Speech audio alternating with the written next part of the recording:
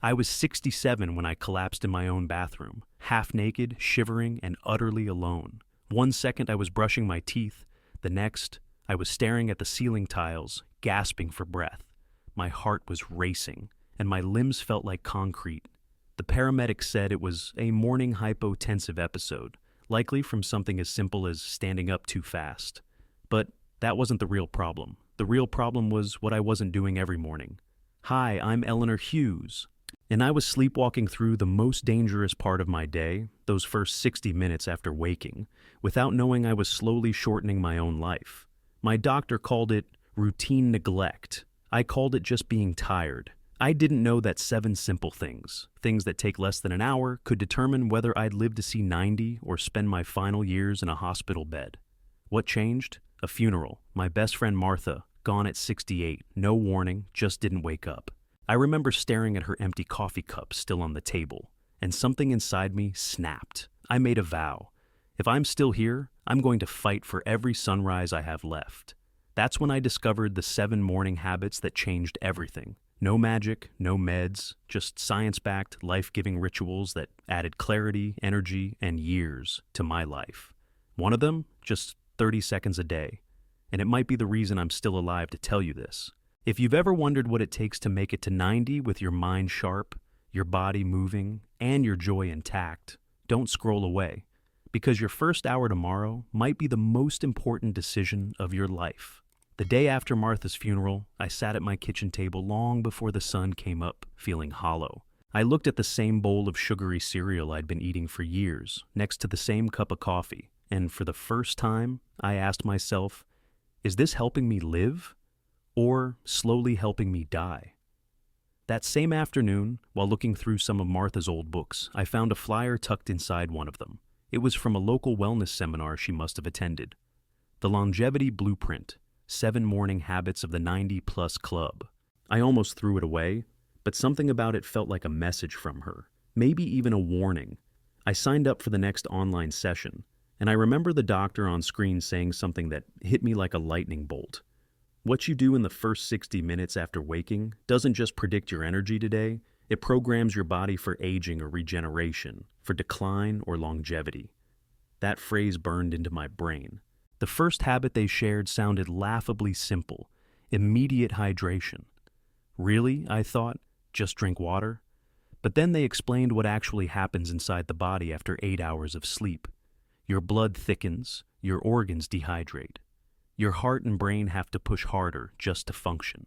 It's like driving a car with no oil. Eventually, something's going to break. I thought of all the mornings I'd skipped water completely, heading straight for caffeine or forgetting it entirely. And then they shared the story of a woman named Sylvia, 72, kidney issues, memory lapses. Her doctors were preparing her for dialysis, but after 60 days of drinking 16 ounces of water first thing every morning, before even setting foot out of bed, her kidney function improved by 28%.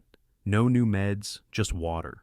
That night, I filled a glass and placed it on my nightstand. The next morning, before I checked my phone, before I even said good morning to the cat, I drank it, room temperature, slowly, and I swear, I felt my body thank me.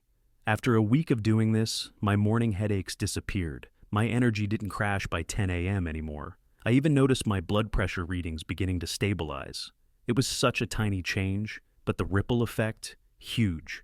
So, if you're listening to this and thinking it sounds too simple to work, try it. Tonight, fill a glass. Put it by your bed. Tomorrow, drink it before your feet hit the floor. You might not feel the difference on day 1, but by day 7, your body will know. Your organs are waiting. Don't make them wait another minute. The second habit changed everything I thought I knew about energy and sleep. And no, it's not another pill or supplement. It's something far more powerful: sunlight. For years, I struggled with restless nights. I'd fall asleep fine, but wake up at 2 or 3 a.m., staring at the ceiling. I blamed age, stress, even late-night snacking. I never once thought the real problem was how I started my mornings. During that same seminar, they explained that the body's internal clock, our circadian rhythm, depends on one key trigger: natural light exposure within 30 minutes of waking. It's like flipping a biological switch that tells every cell in your body, We're awake. Let's reset the systems. A researcher quoted a study from the National Institute on Aging. They found that seniors who got sunlight in the first 30 minutes after waking had 73% higher melatonin levels later that evening. That means deeper sleep, steadier mood, better memory, and even lower risk of cognitive decline. I was stunned, but what really got me was the story of Benjamin. He was 75, chronically tired, constantly groggy despite sleeping 8 hours a night. His doctor recommended just 10 minutes of outdoor light every morning, rain or shine. 2 weeks later, he was falling asleep faster and waking up refreshed. But even more surprising, his blood pressure dropped 15 points, and he no longer crashed in the afternoons. I thought, if Benjamin can do it, so can I. So, I made a promise. No more sipping coffee on the couch scrolling news. I took my cup out to the back porch instead. Even on cloudy mornings, I sat there in my robe, letting the light hit my face. And you know what happened? After 1 week, I slept straight through the night for the first time in months. I didn't need a nap by noon. My mood, lighter. My thoughts, sharper. And somehow, the world just seemed quieter, like I was finally moving with the rhythm of nature, not against it. Even my daughter noticed. She said, "Mom, you're glowing." I laughed, but part of me knew she wasn't wrong. The light was doing something. It was waking me up, not just physically, but on a cellular level. So tomorrow, when you wake up, don't reach for your phone. Reach for the sun. Open a window, step outside, or just sit where the light can find you. Even 5 minutes is enough to start. Trust me, your brain, your heart, your sleep, they're all waiting for this one small signal. Your body knows what to do. You just have to give it the light to begin. The third habit might be the one that surprised me most, because for decades, I did the exact opposite. Like many people my age, I believe mornings were meant for easing into the day. Slow starts, coffee first, and maybe stretching if something was aching. But what I didn't realize was that my daily stiffness, sore knees, and the creaky feeling I chalked up to just getting old wasn't inevitable. It was inactivity. I learned this the hard way when I bent down one morning to tie my shoe and couldn't stand back up without wincing. My joints felt like rusted hinges. I remember gripping the kitchen counter for balance, thinking, is this the beginning of the end? That's when I revisited one of the seminar modules titled Gentle Morning Movement Before Breakfast. It wasn't about exercising or burning calories. It was about lubricating the joints, waking up the fascia, and activating a process called autophagy, a natural cleanup system that prevents inflammation and cellular decay. Dr. Lisa Monroe from Mayo Clinic called it cellular housekeeping. She said seniors who move their bodies before eating reduce joint deterioration by up to 65%. That's not a small number. Then came Harriet's story. She was 68, preparing for knee replacement surgery. In desperation, her therapist suggested a daily 7-minute movement routine right after waking up, before food or coffee. 3 months later, her pain decreased so dramatically, her surgery was canceled. Canceled. That hit me. So I set a timer one morning. 5 minutes. That's it.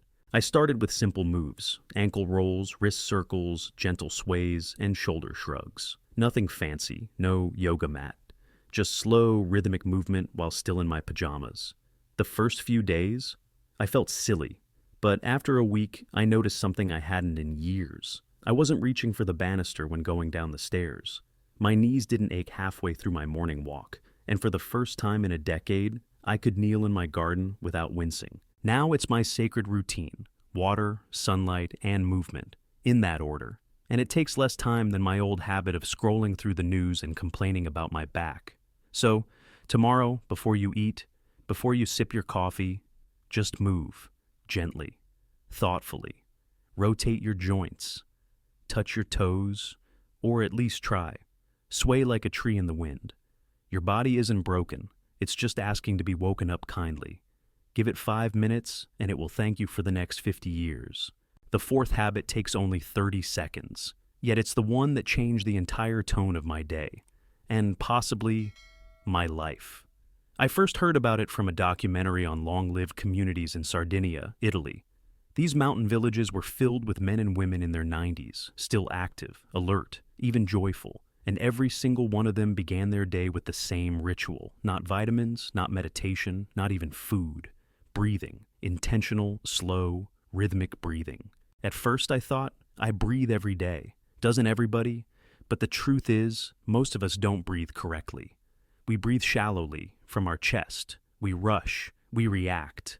And that puts our nervous system into fight or flight mode before we've even left the bedroom. The breathing technique I learned is called 4-7-8 breathing, and it activates the vagus nerve, which tells your body, you're safe, you can heal, you can rest. You're not in survival mode anymore. I decided to try it right after my morning water and sunlight. I stood on my porch, closed my eyes, and followed the pattern. Inhale through the nose for 4 seconds, hold for 7. Exhale slowly through the mouth for 8. Repeat. It felt strange at first, but then something happened. By the third breath, my heart slowed. My shoulders dropped. The usual racing thoughts in my head, quiet. And for the first time in years, I felt like I was in control of my body. Not the other way around. The research behind it blew my mind. A 2022 study showed that seniors who practiced intentional morning breathing had 48% lower markers of cellular stress. Their inflammation levels dropped. Their sleep improved. Their thinking cleared. It wasn't meditation. It wasn't woo-woo. It was biology. There was one story that sealed the deal for me. A 96-year-old shepherd in Sardinia told researchers, "If I don't breathe in the morning, I feel it by noon. My head's cloudy. My steps are heavy." He wasn't talking about oxygen. He was talking about presence, setting the tone, resetting his whole nervous system with something we all carry inside us, our breath. Now, I never skip it. I've done it in hotel rooms, hospital waiting rooms, even while stuck in traffic. And on days when life feels too loud, I return to that 30 seconds of silence, that ritual of breath, and I find my balance again. So tomorrow morning, I ask you this, before the world floods in, before the noise and the rush, will you breathe with intention? Just 30 seconds. 3 breaths. That's all it takes.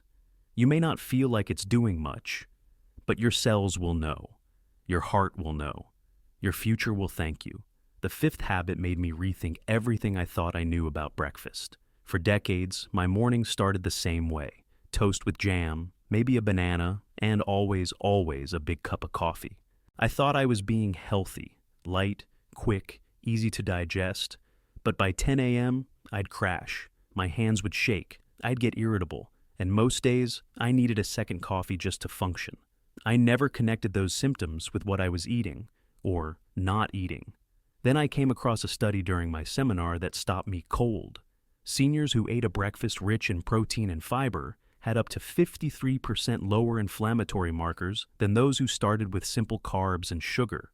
Dr. Valerie Richardson, a nutritionist who studies aging, said, "Your first meal of the day doesn't just fuel your morning. It sends metabolic instructions to every system in your body, and those instructions can either accelerate aging or slow it down." That's when I remembered Gerald. He was a quiet man in my walking group, never talked much. But one day he told me he'd reversed his pre-diabetes just by changing one meal, his breakfast. He went from coffee and toast to Greek yogurt, chia seeds, berries, and a boiled egg. 6 months later, his doctor shook his head in disbelief. "No medication?" he asked. "Just breakfast," Gerald replied. I was skeptical, but I figured it couldn't hurt to try. So I swapped my toast and jam for a bowl of oats, mixed with flaxseed, a spoonful of almond butter, and some blueberries. I added a boiled egg for protein and a handful of walnuts for healthy fat. And the difference? Immediate. My morning crashes stopped, my energy lasted through lunchtime, my skin looked better.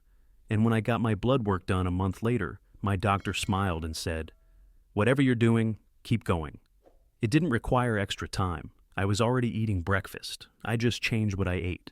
If you're starting your mornings with cereal, white bread, or sweetened coffee drinks, your body is begging for something better. That temporary spike in energy, it's costing you cellular inflammation, insulin resistance, and years off your life.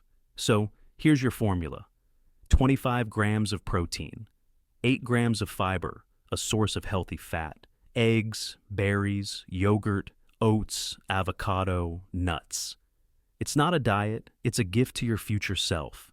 Tomorrow morning, look at your plate and ask, is this helping me live longer or aging me faster?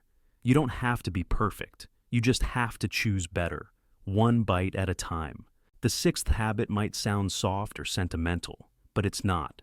It's biological, it's emotional, and for me, it was life-saving. Morning social connection. For years after retiring, my mornings were silent. I'd wake up, sip coffee alone, maybe scroll through emails, and move through my day without speaking to another soul until noon. I didn't think much of it. I liked the quiet, or at least that's what I told myself. But beneath that silence was something heavier, loneliness. And I wasn't the only one. According to an 80-year Harvard study, seniors who had some form of meaningful social contact before 10 a.m. were 29% less likely to die from all causes. Not because they exercised more, not because they ate better, just because they connected. I read that and froze. Could it really be that simple? The seminar shared stories from Okinawa, Japan, home to the world's longest living women. Every morning, neighbors gather, 5, maybe 10 minutes of chatting. How did you sleep? Did your knee feel better? How's your granddaughter? Tiny exchanges, but powerful. One 97-year-old woman said, "If I don't speak to someone in the morning, my whole day feels wrong." That line hit me because that was me. So I made a change. At first it felt strange. I started calling my sister every morning, just for a few minutes. Sometimes we laughed, sometimes we just checked in. Then I added a quick walk with my neighbor, Carla. We'd wave at other neighbors, sometimes stop and chat. Nothing formal, nothing deep. But it grounded me, reminded me I'm still part of something bigger, that I matter, that someone sees me. I also noticed something else. My anxiety decreased. I didn't reach for my second cup of coffee as fast. I felt seen. And that gave my body a signal. You're safe. You're not alone. Even small connections count. A kind word with the mailman. A chat with the barista. A text to a friend saying, "Good morning, thinking of you." It's not fluff. It's not extra. It's medicine. Medicine your heart and brain need every single day. So tomorrow, make a connection part of your morning, just like brushing your teeth. Say hello, reach out. Let someone know you're thinking of them. Because the truth is, your body needs to be seen. And someone out there might be waiting to hear your voice too. The seventh and final habit is the one that touched me the deepest, not just in my body, but in my spirit. Directed gratitude practice. Now, I know what you might be thinking. Gratitude, I've heard it all before. So had I. But what I didn't know was that how you practice gratitude and when can literally rewire your brain, reduce your cortisol levels, and activate longevity pathways. It's not about vague positivity or forcing yourself to smile. It's about giving your aging body the recognition it deserves. For me, the shift came after a doctor's appointment. I had just gotten blood pressure readings that were higher than expected. My doctor recommended new medication. But I remembered a case study I had heard about in the seminar.